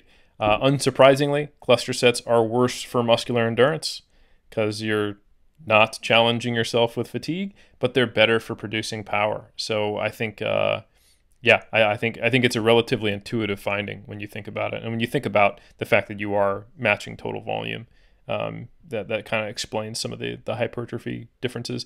If I had to guess, if you took a bodybuilding program and a bodybuilder at a high level, and you took all of their sets of 10 to 12 and you turned them into multiple sets of 2s, 3s, and 4s, that probably would, in the long run, result in some slightly worse hypertrophy. But at least in the context of the studies that we've seen with the types of participants within the relatively controlled designs, that doesn't seem to be the case. So for anyone who's interested in maximizing like power adaptations and speed and getting faster, or potentially getting stronger and maybe even trying to limit hypertrophy, you could actually do that. Like if you're at the top of your weight class, already lean, trying to get a little stronger, I think that's an interesting approach as well. Like if you're a weight class restricted strength athlete, again, I don't think it's going to be a huge difference in hypertrophy based on the data we have. But my guess is that if you were to take a more applied kind of real world training program for strength, you probably could see a difference, if I had to guess.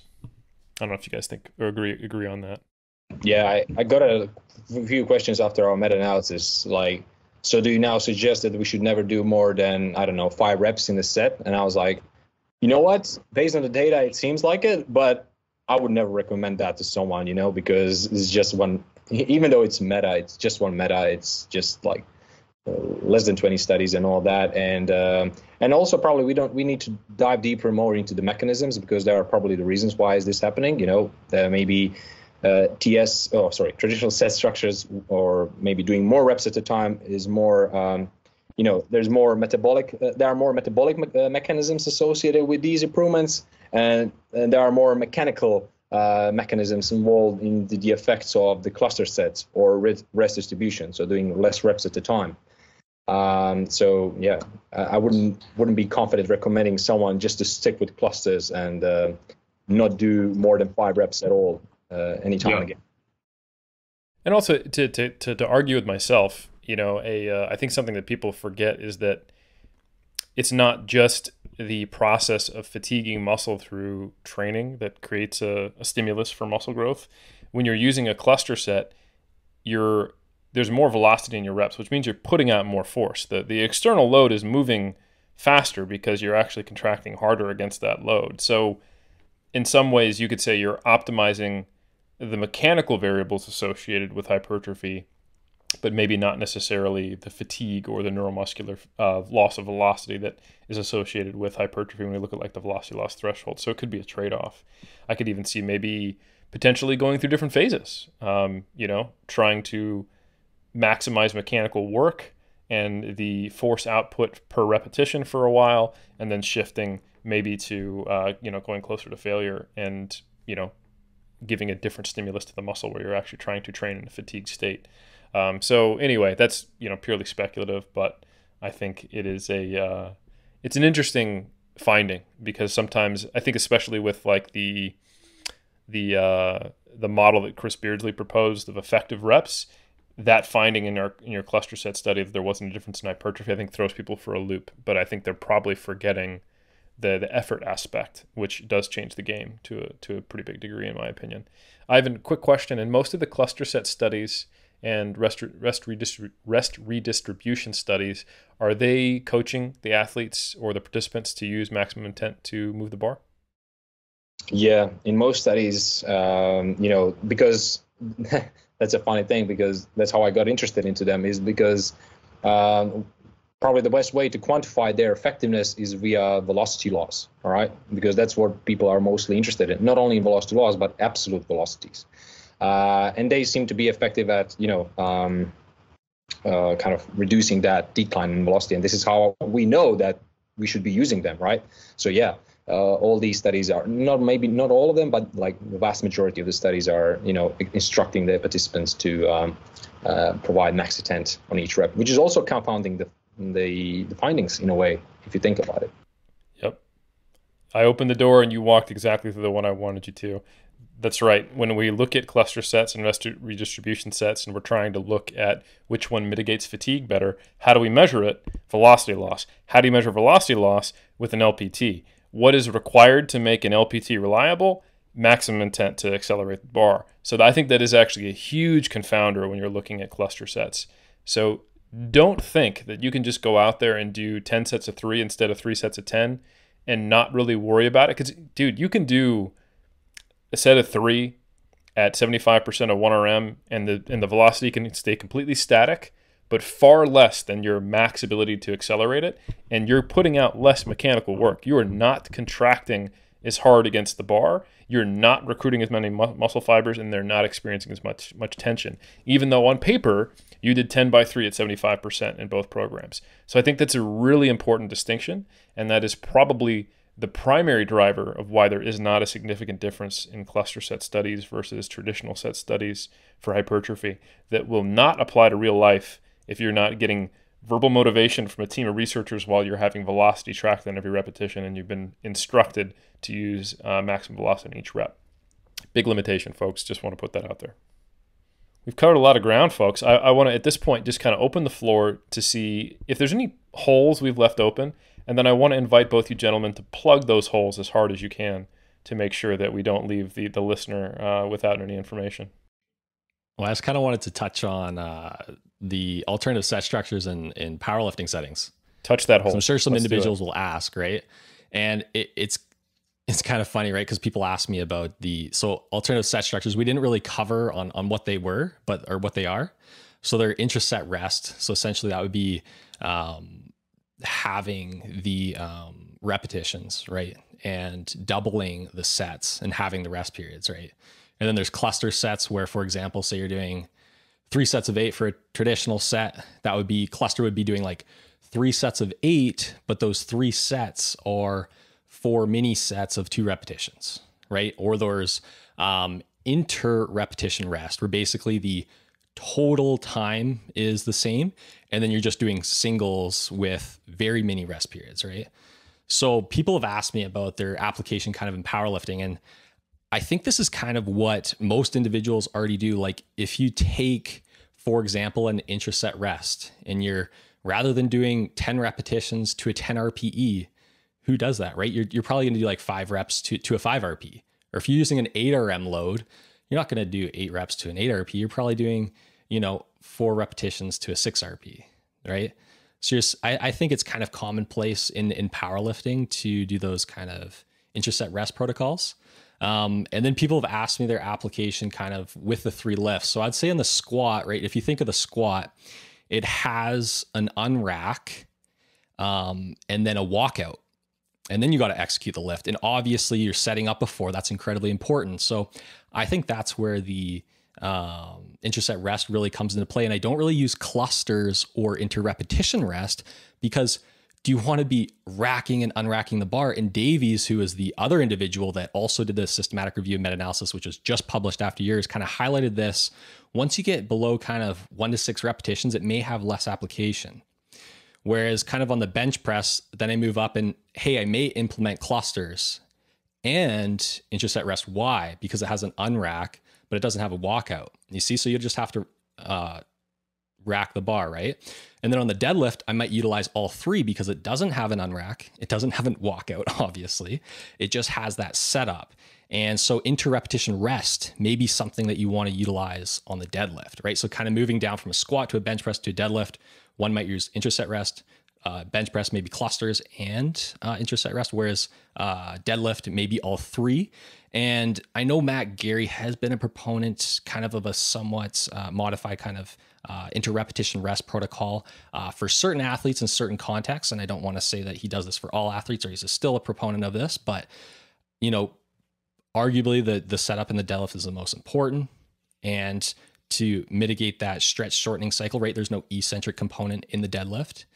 And then there's also no unrack and no walkout. I mean, obviously, right? But I just want to kind of highlight that, you know, in powerlifting context, that's kind of where I think they come into play. And I think that's kind of what powerlifters do anyways when they're training at those low repetitions. Like, who goes to a 10 RP or to failure? Nobody really, right? They're kind of doing kind of around 50% of the repetition maximum, for example, you know, triples maybe at a 7 or something. And that's kind of like a general heuristic. I think based on the data, I'll say that maybe somewhere around 20 to 25% velocity loss may be optimal for strength adaptations. And that seems to be about 50% of the maximal number of repetitions performed. So that's kind of like a general heuristic that powerlifters can kind of follow, because I know I've had a lot of questions about that. And the other thing I kind of want to point out is that you're still training at high percentages of 1RM for the most part. If you're a powerlifter, obviously not all the time, you might be, you know, kind of using more of an integrated approach. But when you're using those kind of higher percentages of 1RM, lower repetition sets, even if you're performing an intraset rest, it's kind of going to be in that, you know, 5 to you know, kind of 8 RP range or so. That's really well said. And I think that's 100% true. The use of just, you know, singles on the deadlift with a minute or 2 minutes rest at, you know, whatever percentage of 1RM you're working at. Very common for people who don't even consider what they're doing auto-regulated or velocity based or anything like that, because that's the way you perform in competition, right? And then another really good point you made is just how people kind of already train with clusters, even though they don't consider that.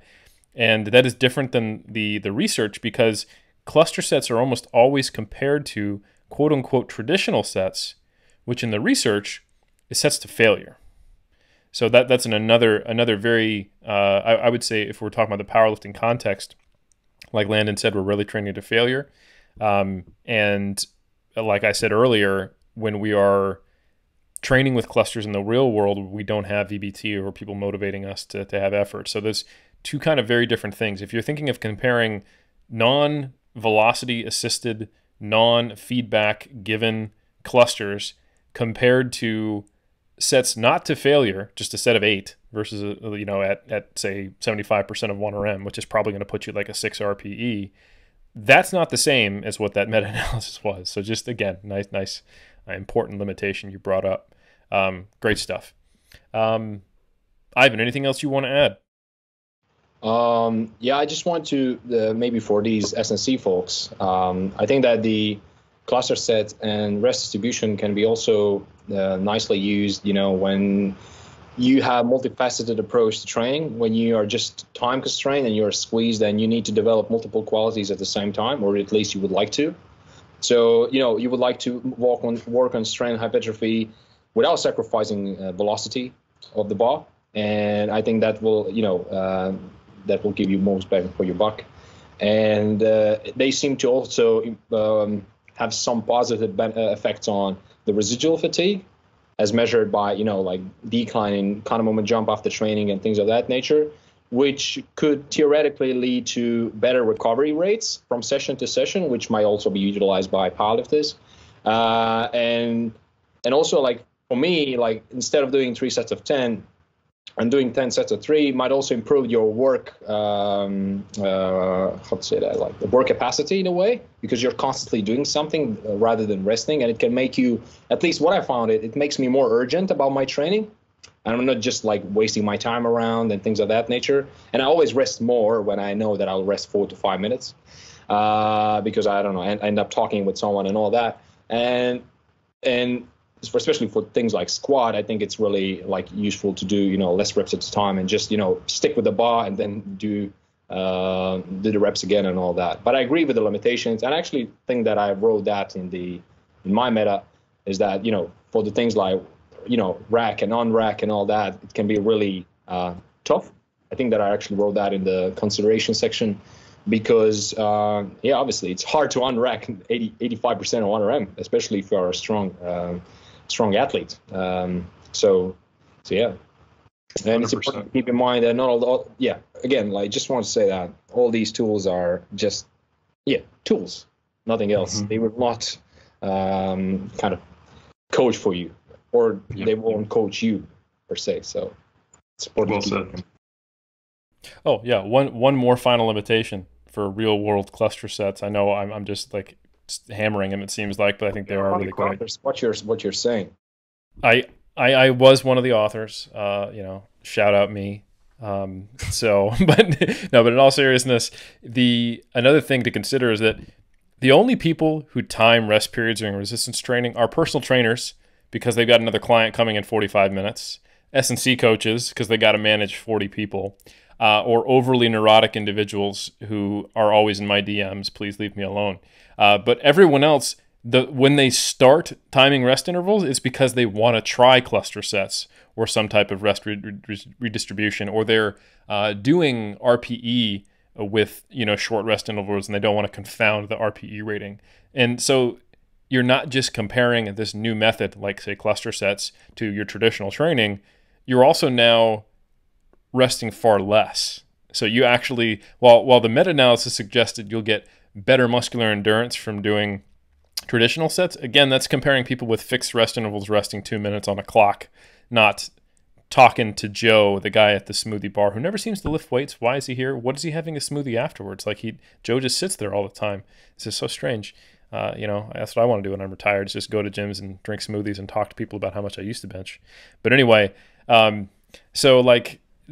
you go from resting 7 minutes between sets, but you think you're resting 3, to doing quote unquote rest redistribution, to where you're resting 3 minutes across a set of 10, but in 5 doubles, not the same.